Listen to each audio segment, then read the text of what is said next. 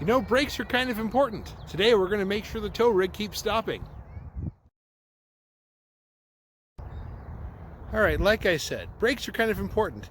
The Hydroboost on the truck, this is an 06 GMC Sierra 3500 with the Duramax. The Hydroboost is starting to get a little leaky and stuff, and I keep getting, running out of power steering fluid at inopportune moments. We're going to fix that. Let me turn the camera around, I'll show you what we're up against. Alright, for those familiar with the Duramax, that's a common sight. Anyways, what we've got is the Hydroboost unit back here. You got the low pressure return line, you got the high pressure in. This is basically taking the place of a vacuum booster driven off the power steering pump. Anyways, what I've got a problem is I've had a slow power steering fluid leak. I found one of the hoses was weepy, I replaced that, and I didn't catch this guy, but it's weeping from the bottom side of the Hydroboost assembly. So I've got a new Hydroboost assembly that I picked up off Rock Auto, which is over here. It was pretty reasonably priced, as a lot of Rock Auto parts seem to be. So we're going to get this guy off. It looks like I've got two bolts here, one on the other side for the master cylinder, and then around the firewall, which kind of hidden back there, but there's some studs that run from the Hydroboost into the firewall that I'm going to have to get at from the backside. There's probably also, there's a ring on the Hydroboost, there's probably a clip or something that holds the booster push rod to the brake pedal. I'll show you what it looks like when you get under there, but for now I'm going to get the master cylinder free and I'm going to get the lines taken off, and any fluid I'm going to try and collect, but it's not exactly a straight clean shot. It'll be what it'll be.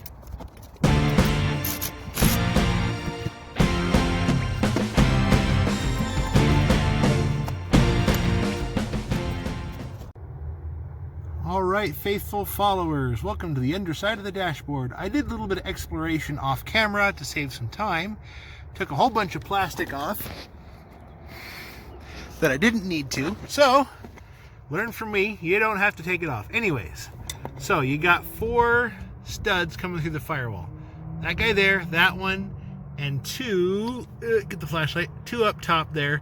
And there is a little clippy deal on the brake pedal. If the camera's going to focus, you can see up there, kind of looks like the old GM style nub for throttle cables and stuff. So you got to get a screwdriver under that, pop it free, and it'll just slide in the direction that it's supposed to and come out for you. So I will show you what the clip looks like as soon as I get it out, and I'm going to put this on a time lapse. This is not going to be a very fun one, so I'll make it fast. But that's where we're at.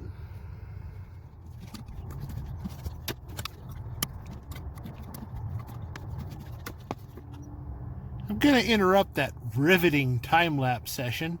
Here's the little clippy deal on the brake pedal. That's what it looks like. So you got to pry up on that top little tang to get it off the nub. Move my fingers, you can see it better. Whoops, or drop it, that's good too. Here we are. So you just pry up on the little tang, this guy, and you're able to get it off the pin, slide it over, and pop it out. It sounds easy, but it's a little difficult to get up there. But I know you can do it.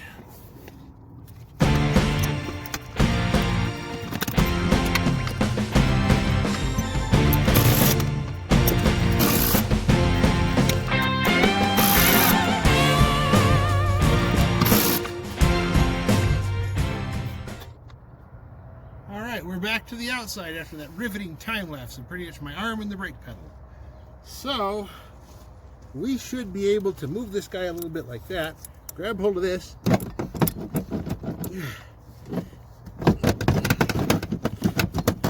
and get it out, and something is, oh, there we go. Haha. Oh goodness, that's heavy. Especially when it's being held on by every other hose under the sun. Ugh. Whew, got it.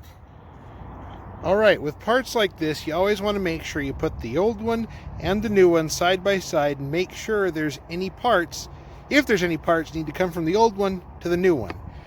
From what I can see, everything looks like it's all included. Comes with a warning, you know, the pedal push rod is a non-serviceable item, blah blah blah, stuff like that. Make sure you read the stuff that you got, because sometimes no two of these are the same and one of them has a different requirement than the other. Who knows why? But in good news, everything looks like we're pretty well the same. So I'm gonna get that guy set up on the firewall. You know, the installation is reverse of disassembly, so we'll just do another quickie time lapse to get that installed, and we're on our way.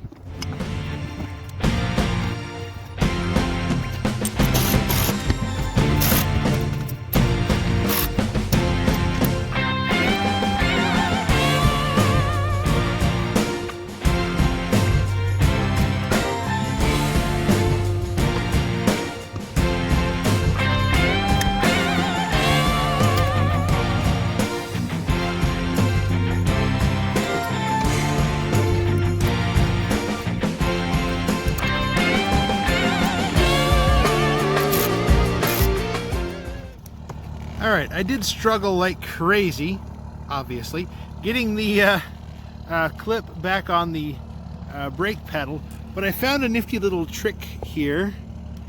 You can look, if it'll focus, I want you to focus right there. Anyways, you can kind of see where I'm looking. That's that brake light switch, and you can see the clip on it. If you're struggling to get it back on, you need to use your eyeballs on it. Then, what I suggest is look through there. Hey, look at that, it finally focused.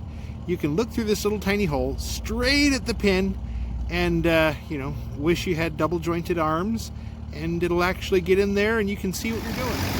Alright, we're running, obviously. You hear the clatter of the diesel. Looks like everything is tight.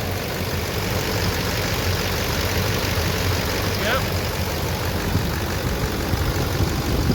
Always check your power steering fluid after something like this. You always want to make sure you're not too low for some odd reason. So yeah, there we go. All right, that job is done. Leak tested. Went back and forth in the driveway just a little bit. The brake booster seems to be happy. I'll go take it on a longer shakedown run here in just a few minutes. But, you know, not too hard of a job. And from what I can tell, this is the same set of procedures. Everything is the same, whether you're working on, you know, the Duramax, you know, 1 tons, or if you're working on something like, I don't know, my all-purpose family hauler, my 05 Yukon. Apparently the Hydroboost setups are all the same, so the same set of stuff here applies to, you know, the ever common, you know, early mid-2000 GM stuff. So not a hard job. The hardest part was getting that stupid little clip back on the brake pedal, but you know, really slightly awkward, slightly physically challenging, but as far as, you know, was it hard? Not really. You can do this in your driveway easy enough. This really is not too bad of a thing. So enjoy. Thanks for watching.